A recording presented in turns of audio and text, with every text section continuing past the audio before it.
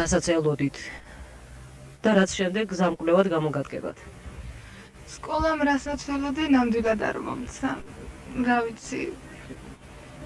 უწინდელ სკოლის ცხოვრებას, დღევანდელი სკოლის ცხოვრება ნამდვილად არ აკავს. ყველაფერი ისე ჩამკვდარია, ისე უსიცოცხლო ტემპით გავიარეთ, რომ იტყვიან სკოლის ცხოვრება, რომ საშინლად.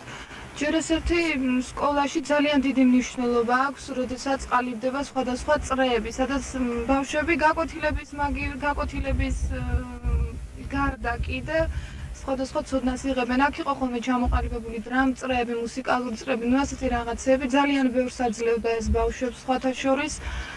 რა ვიცი, დღესდღეობით კიდე არავით არ იყურადღება თვითონ სწავლის მხრივ კიდევ მე თემაშიც აღვნიშნე, თავისუფალი თემა დავწერე მე, რომ მასწავლებელი საერთოდ რა თქმა უნდა, ხა მასწავლებელი ყველაზე დაუცველი ფენაა ეს თვითონ პროფესია მასწავლებელი, მაგრამ მასწავლებელი ხშირად არის შემოდის კლასში და აი სოციალურ პრობლემებს რაღაცნაირად ბავშვებს ახლავს თავზე, თავის პირადურს. რა თქმა უნდა, ხა ეს ბავშვებზე ძალიან უარყოფითად მოქმედებს, იმიტომ რომ ბავშვის მოძღვარია სულიერი მასწავლებელი და იმის განელის რაღაცას ძალიან დიდს, რომელმაც თავისი ცხოვრების მანძილზე მას რაღაცნაირად მეგზურად უნდა გაჰყვეს და მე მგონი ეს არ არის სწორი, რომ მასწავლებელი ასეთ რაღაცას აკეთებს გაკვეთილზე როცა შედის და მოსწავლეებსაც იძულებულები ვიყავით და ვართ, რომ რაღაცნაირად აღარ გვაქვს ინტერესი ამ გაკვეთილების ვისწავლოთ და იმიტომ რომ სკოლაში მოვდივართ და ისევ პრობლემები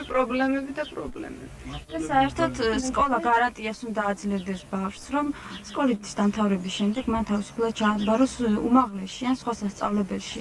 მაგრამ დღესდღეობით სკოლა ამის გარანტიას არ აძლევს და ბავშვი იძულებული ხდება, რომ მოემზადოს რეპეტიტორთან და მასწავლებლები სხვათა შორის ამის დიდი წინააღმდეგები არიან ხოლმე. ჩემი აზრით ერთი რამ უნდა გვახსოვდეს ყოველთვის, მე ვეთანხმები გვანცას, მაგრამ ძალიან ძნელია სულიერად დაცლილი შეხვიდე მოსწავლესთან, აი ამდენ ბავშვთან და რაღაცა სულიერებაზე ლაპარაკო. კი, მართალია, უნდა აღზარდოს, მაგრამ აი ახლა ამ ცხოვრებაში ძალიან ძნელია ეს გააკეთო.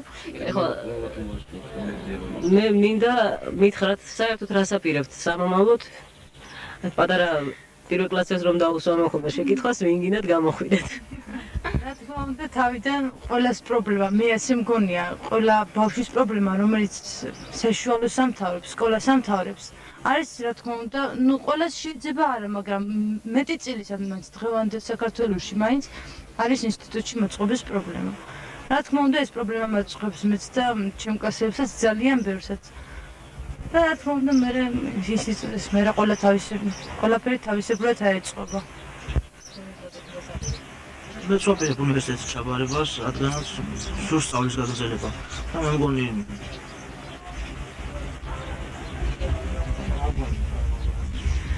რა ვიცი, დღეს მე მგონი სწავლა ისეა გაუფასურებული, რომ ძალიან ბავშვმა რომელმაც არ იცოდა თავის დროზე ვაჟა, ილიას, აკაკის შემოქმედება, დღეს უკვე სტუდენტობით ტრაბახობს, რა ის სტუდენტია, სწავლობს იმდენი ფასიანი სასწავლებლებია მომრავლებული, მაგრამ მიუხედავად ამისა, მაინც ვაპირებს სწავლის გაგრძელებას. არაფასიან სასწავლებელში. არაფასიან სასწავლებელში, კი. მეც აგრეთვე ჯერ არაფასიან სასწავლებელში თუ გამიმართავს. უფასოში ასე რომ ნახოთ რა იქნება რომ მამაში. მე მგონი და გამიმართავს. მეც ვაპირებ სწავლის გაგრძელებას, მაგრამ ერთი მინდა აღვნიშნო, რაც თემაშიც აღვნიშნე.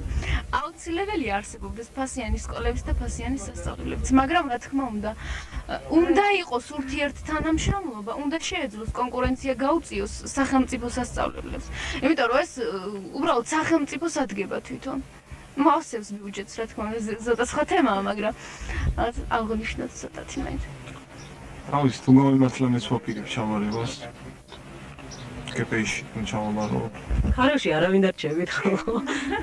გარჩენით ყველანი ხაროში. კი, მეც ვაპირებ ჩაბარებას უნივერსიტეტში და ერთი რამე მინდა აღვნიშნო, რომ ვინც ადამიანია, ვინც არ უნდა გამოვიდეს, რაც არ უნდა იყოს, თავარი არის პროფესიონალიზმი. მე რა უბრალოდ მანქანის მესაჭის რო იყო შენს უნდა გქონდეს პროფესიონალიზმი ეს არის ყველაზე მთავარი და იქ ფასიანის სასწავლებლები რა არის მე თუ ფასიანის სასწავლებელში შევარ მე იმიტომ კი უნდა შევდიოდი დიპლომი გამოვიტანო მაგრამ იმიტომ უნდა შევდიოდი რომ უფრო მეტი ცოდნა მივიღო ერთი რამე მაინტერესებს აი თქვენ თუ შეგიძლიათ დიპლომებით დაბრუნდეთ ქარებში და საჭიროება მოითხოვოს და უბრალოდ რიგითი მუშის პროფესია აერჩიოთ აი ამაზე რა აზრის ეს არ არის ესეთი მე მგონი ჩვეულებრივი მოვლენა უნდა იყოს ეგ უკვე იმდენად გახშედა ეს ფასიანის სასწავლებლები და იმდენი ბავშვები შედიან და ასე ვთქვათ დიპლომით ხელში უნდა გამოვიდნენ სულ მალე ეს მოხდება რაღაც 60 წელიწადში ალბათ და მე მგონი ადგილიც აღარ იქნება მაგდენი რომ იმუშაოს დიდი მადლობა გისურვებთ წარმატებებს